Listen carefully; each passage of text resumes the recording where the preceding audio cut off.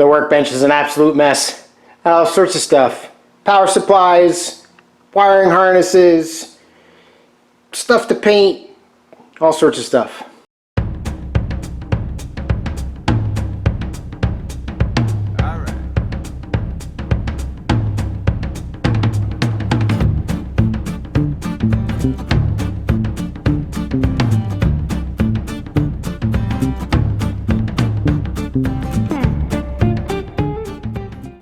Welcome back, everybody. It's about 4 o'clock or so on Thursday, the 5th of September. As you can see, I've got some Rust-Oleum. I'm going to go ahead and take care of those parts that I sandblasted the other day. There's one or two other parts that I'm going to throw in the booth real quick and get them knocked out. Get them in paint here since I'm at the beginning of the visit, and then start with some reassembly stuff. So for those of you that have Google Photos, every once in a while you might pop up on your cell phone remember this day thing. September 4th, 2014, this is the clutch pedal assembly. I painted this, and I had a picture of it hanging off my clothesline in my backyard. Essentially, all I got to do is really bolt this into the car. There's not a whole lot to it. This is the carriage that holds the master cylinder. Master cylinder is right here. You can see maybe on some of it you've got a little bit of corrosion, aluminum corrosion there, but I cannot push that cylinder in. So that's kind of unfortunate. So I'm going to take some compressed air to it, see if I can get this thing back apart. I don't intend on buying new ones. I've got 2 or 3 of these things. The 2 here are in the best shape between the brake and the clutch. But I do have a new lid because these are pretty beat up and the rubber seals are gone. But anyway, I'm going to stop talking and get that stuff back together. What I'm going to do is put a little piece of tape here. You can kind of see the blue there. And I'm just taking a longish piece, wrapping it back on itself a little bit, and then putting it in that crevice there, so that before the master cylinder gets on there, the brake pedal or the clutch pedal are just going to hit against that. So I want to try to protect that hard edge there of the paint a little bit. It will be covered. There's a rubber boot that goes over that as well. Mine actually have started to crack from being in my attic for so long, so I'm not too worried about that because it will get protected.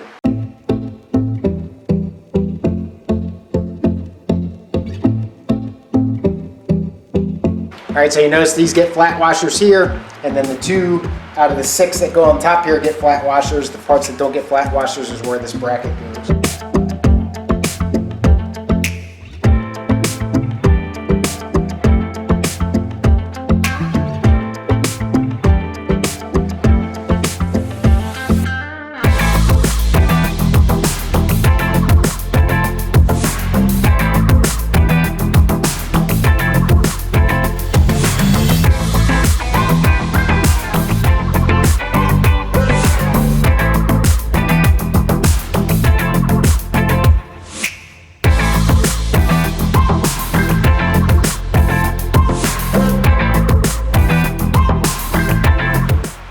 Now, one thing I don't like about the way this is these flat washers in here. There's a little ledge here. The flat washers kind of gouge into the ledge.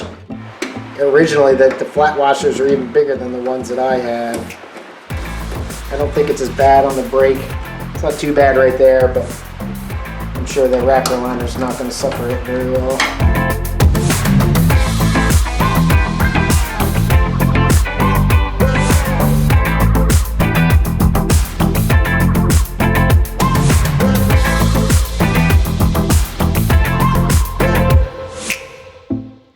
Let's go check out the brake or the clutch master cylinder, see what kind of shape that's in. Alright, so the rubber boot here is in good shape. No cracks or anything that I can see, so that suffered from upstairs. Now, if you can kind of see here, it might be a little tough. There's a little clip ring in there, so I'll have to pull that out. I am going to pull this out just because it's seized now. I mean, who knows, it may be able to break apart really easily and never have any problems with it, but better safe than sorry. The rebuild kits are not expensive.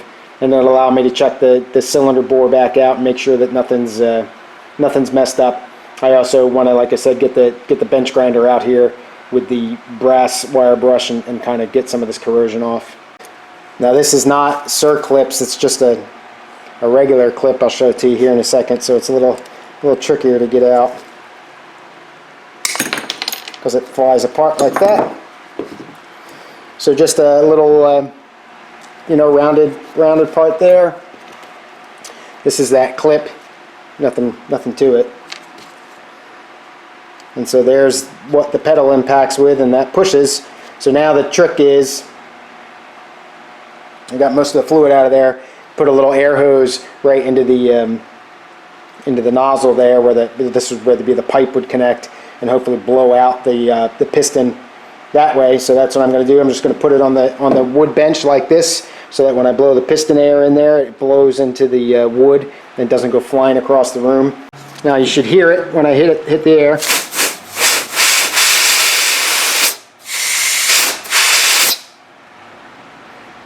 Unless it's really stuck, and then you won't hear it.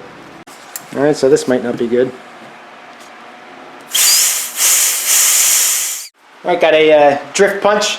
Tape the end out of it. Got some extra tape in the back, in the tip there, to give it a little bit of padding.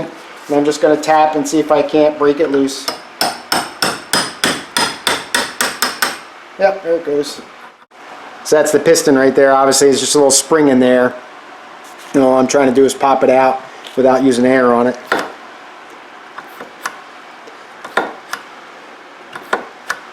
But it doesn't look like it's going to release. So what I don't want to do is put a pair of pliers on it or something like that, because I don't want to mar it up. So I'll pop a little bit of air in there. It shouldn't come popping right out for me.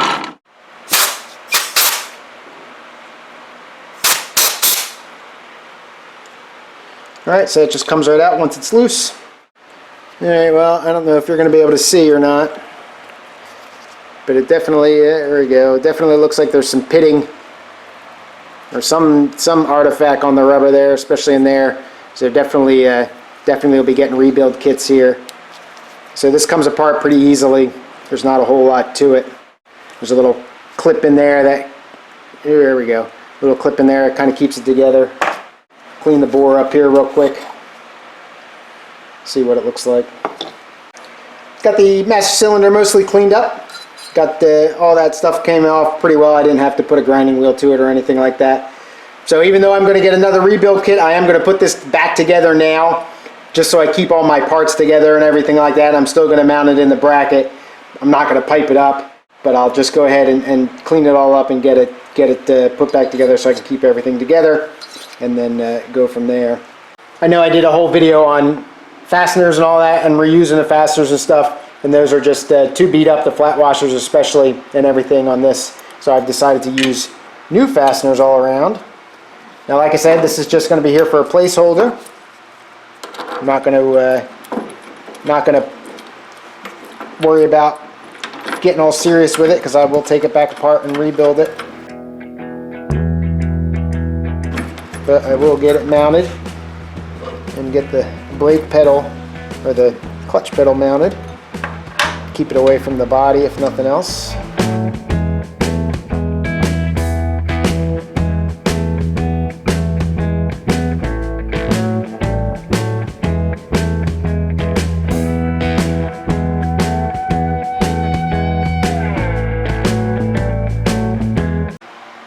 Alright, got that in. And remember, there is a boot that goes on here. I think I already chucked it.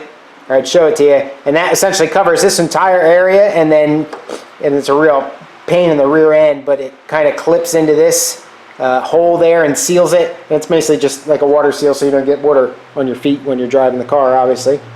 So now we got the clutch in. I got a new clutch pipe. I'll get that out real quick and show you that. Alright, so this is the clutch pipe, and essentially just comes in a coil, and obviously you got to route it yourself.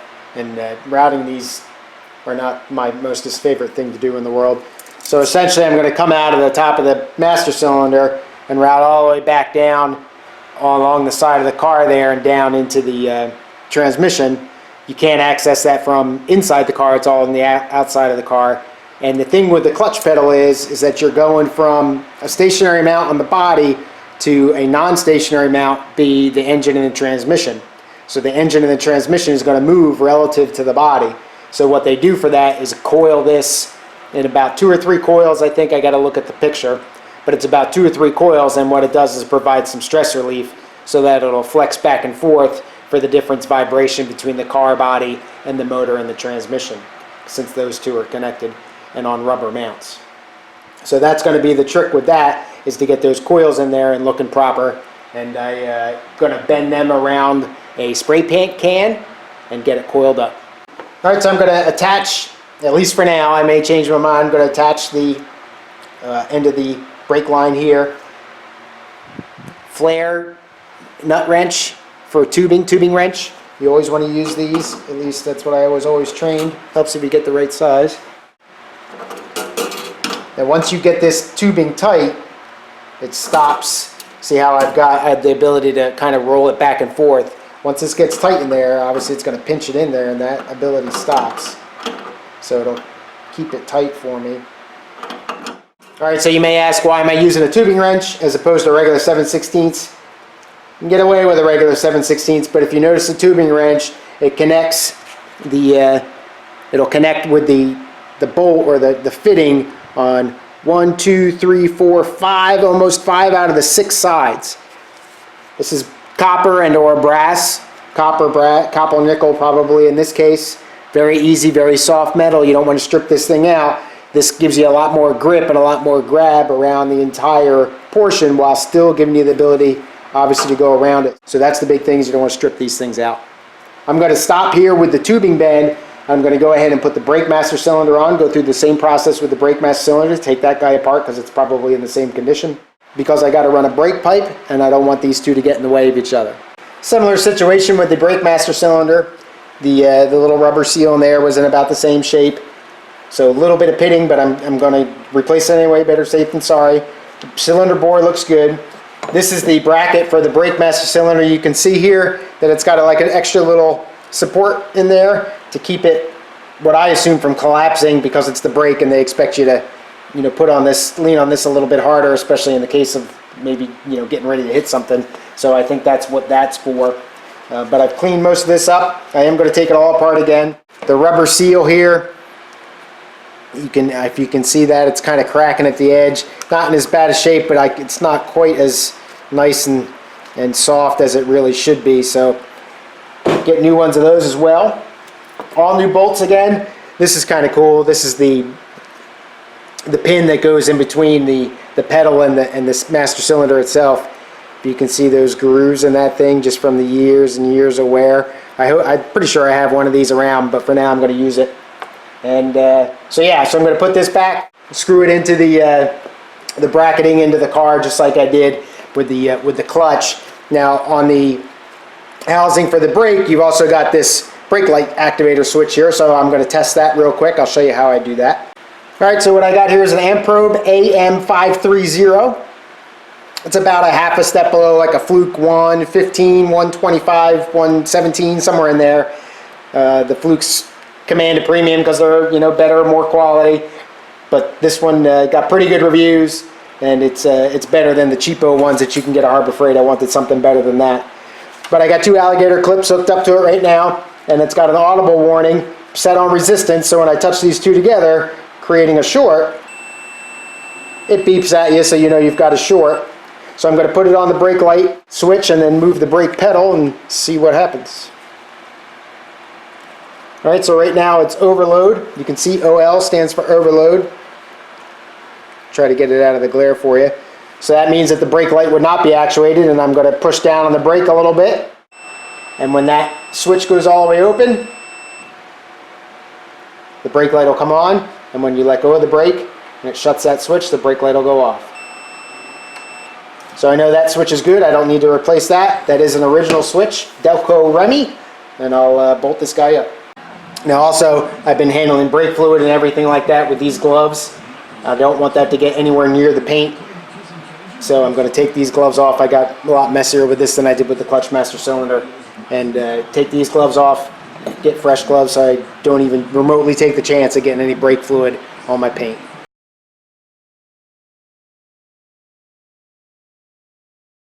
Brake master cylinder is in. Again, I'm going to rebuild it.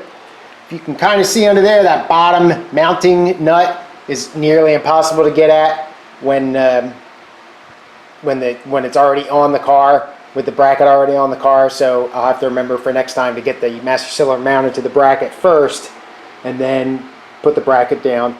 Also have the brake master cylinder brake line. It's going to go from the brake master cylinder, obviously, all the way down to that T-union down there, and that's essentially where it splits out to the car.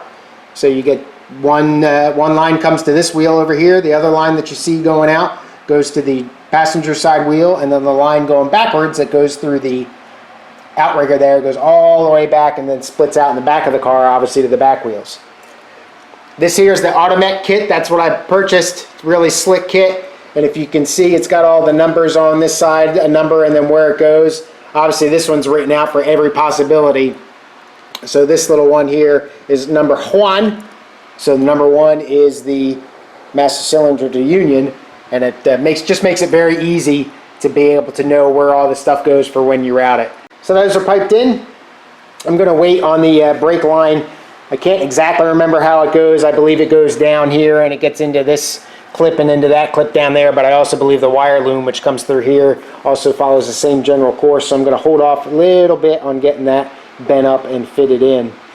Also, I want to make the point of that these are, like I had mentioned, brass or copper nickel or some brass component of metal, really soft. When you make the seating surface on all of these lines, any of the brake lines, because they have the knurled fittings here, like you can see here, and this guy here, just a slight compression, this coming in contact with the seating surface is what makes the seal, not you gronking down on this fitting here. So when you do this, you don't want to go really, really tight. One, you potentially can strip stuff out, and two, it's just not, that's not what makes the seating surface, and you can actually make it so you'll never get it to seal at all if you go too tight. So just snug them up and they should be good. What I got here is a couple gas tanks, obviously. On the right is what I believe is one from Victoria British. The gentleman that I bought the car from gave that to me because he knew the gas tank that was in it was shot, but he had never installed it. And then the one on the left, as far as I can tell, is original. That came with a black car. Definitely cleaned out inside. It's very clean inside. It has had a couple patches done on it, but I trust those patches. What I wanted to point out here is that there's some differences, and essentially renders the Victoria British gas tank virtually worthless. So there may be modifications that you can do to this to make it not that way, but I haven't tried that. So if you look at the two fill nozzles, one, if you can see my finger, I have no problem getting between the flange where you mount it and that nozzle, but over on here I cannot stick my finger through the nozzle. So that means that the nozzle is closer to the center line of the tank. The other difference is that this nozzle sticks up about 1 5/8 inches or so, it looks like. This one only sticks up about 1 1/8 1.25 inches. So that means that this nozzle is not only in closer to the center line, but a little bit lower. When these get mounted in the car, they get bolted up underneath or over top of the differential, and you just have a little rubber seal that goes and gets tightened down to the tank, and then the cap gets tightened down that, and that's just the transition point. Well, with this gas tank in the car, because of the way that the nozzle is, this thing has to rake over so far to get through the hole in the back of the car, in the rear wing, or excuse me, in the rear side plate, that the fill nozzle ends up being really badly crooked. And one, it looks like crap, and two, I necessarily wouldn't trust it over time to not loosen up and come loose. So I'm definitely going to be using this gas tank. Like I said, there may be modifications you can make to this. Cutting down that nozzle maybe would help or something like that, but I'm going to go with an original tank. This is the fuel sender, and much like the brake pedal, I'm going to test the fuel sender. I know it might be a little hard to see the ohm meter back there, but right now it would be about an empty tank, because this fits in like this. So this would be hanging all the way down, and I'm about 290 ohms or so, if you can see there. And as I move the arm here, simulating the gas level going up, you can see the resistance drop. Seems to be pretty smooth, pretty constant. All the way full would be about 19 ohms or so, 20 ohms, but you can see it vary. So I know that fuel sender is good, so when I hook up the wires, it'll work. All right, so when you go to put the fuel sender in, you got a rubber seal that goes in first. Then you got the fuel sender itself. The wires are going to line up just about like that. I didn't point out, there's a little, almost like a little key right here, so you can only put it in one way. It's not, it's a loose key, I guess you could say.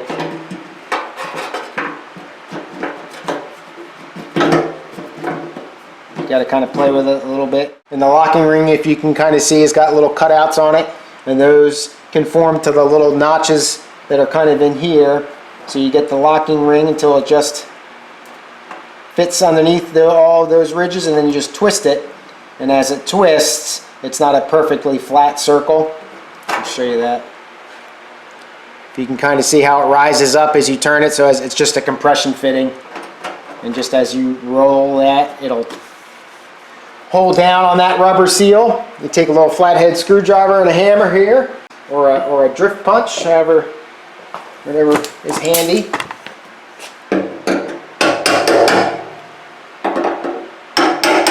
Just kind of roll it around. I don't think you need to get it really tight.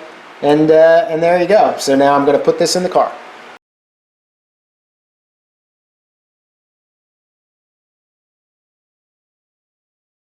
And now I'm going to remove this pipe, which has been blanked off by the gentleman that had it before me. Take that off, put the new pipe in. So you can see how it looks crushed a little bit, and it is fast on the pipe there. And then the new one, you can see, if I get it in the camera, you can see that it's not fast on it, and it doesn't look as crushed. So as you tighten the nut in here, it smashes it in to the seating surface on the inside of the gas tank there, and it makes a sealed surface. All right, so I've decided to put the new pipe in first. It's going to make it a little tricky to get the gas tank in, but I'll bend this as I kind of go, and I'm kind of crossing my fingers here. I'm not going to gronk it all the way down, but I think it'll just be easier than trying to get the pipe, once the gas tank's in, kind of underneath and make the angle. I think it'd be easier like this. So, but again, I'm not going to tighten it all the way down so I don't compress this fitting if I can help it, just so it gives me some wiggle room in there. If you notice here, I've already put the seal on. This is what comes out of the bottom of the boot floor. All right, get it a little bit snug, but not all the way.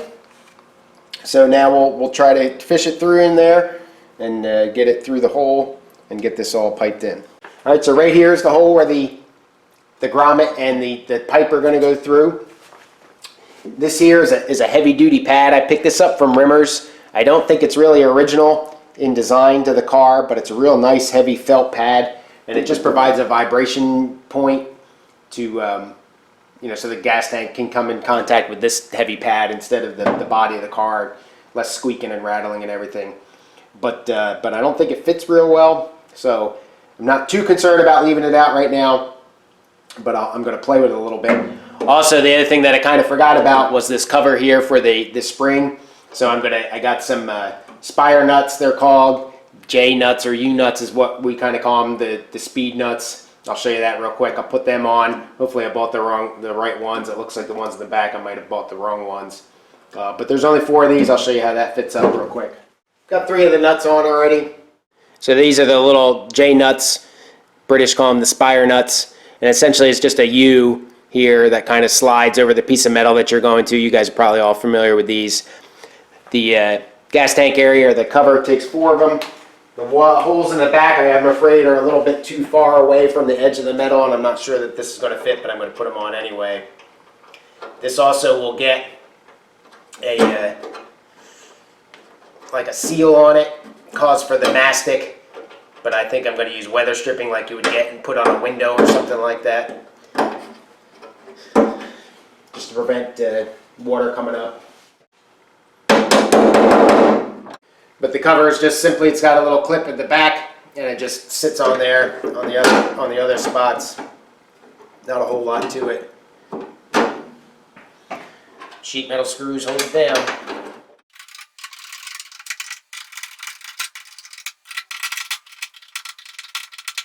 Alright, so I'm not going to strip that one out just in case.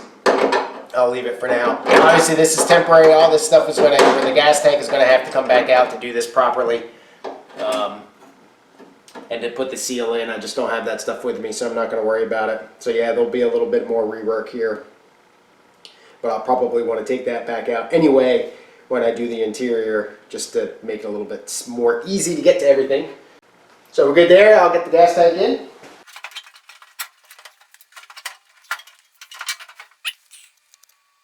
A little bit of manhandling there. Sorry that I was zoomed all the way in. That was pretty much a worthless shot.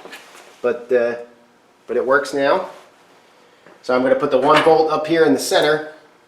It only takes 5, 1 in each corner and 1 up here in the center.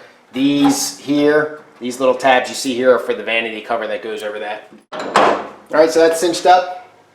And then I'm going to come around here and look. Like I said, I don't think that little fabric is going to fit. No, actually, I take that back. It should. Alright, so there's the fabric. I'm just going to lift the tank up a little bit. Sits on top of that, kind of compresses it. Try to even it up here. And it, on that flange of the gas tank itself, it's where that's sitting. So now, that should be pretty good for vibration and everything. I'll go ahead and tighten up the rest of the bolts. Gas tank is in, and unfortunately, as I was tightening it and fitting it and everything, the pressure that had on it went away. So I got to figure that out. See if I can get that under there somehow. It just sits up too high, and the flange of the tank itself is actually kind of contacting the car body, so that'll eventually scratch up over time. But that's a future me problem. Bring you around and show you the fuel line. So there's the fuel line coming out of the bottom of the tank. Snakes around the little rubber grommet and goes through that hole there. And then I'll show you underneath. So you can see here, get my finger in there, here, that's the line that goes down from the fuel tank. And then that guy over there is the line that comes up from the fuel compartment, or excuse me, the engine compartment. So I got to connect those two.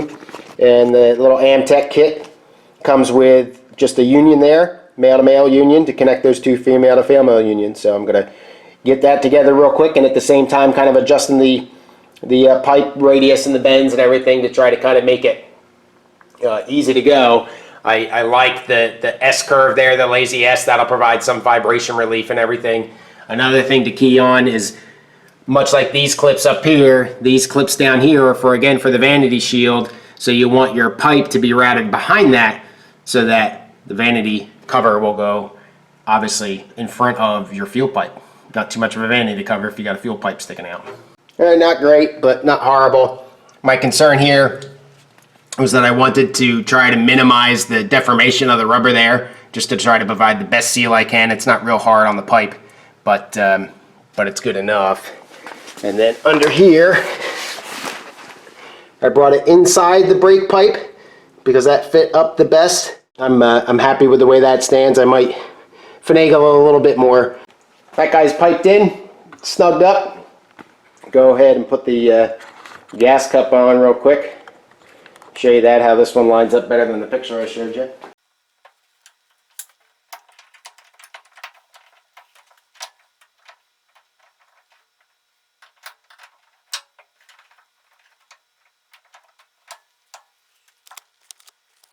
Alright, got that seated. Now there's some argument as to which way the gas cap goes. I have a book.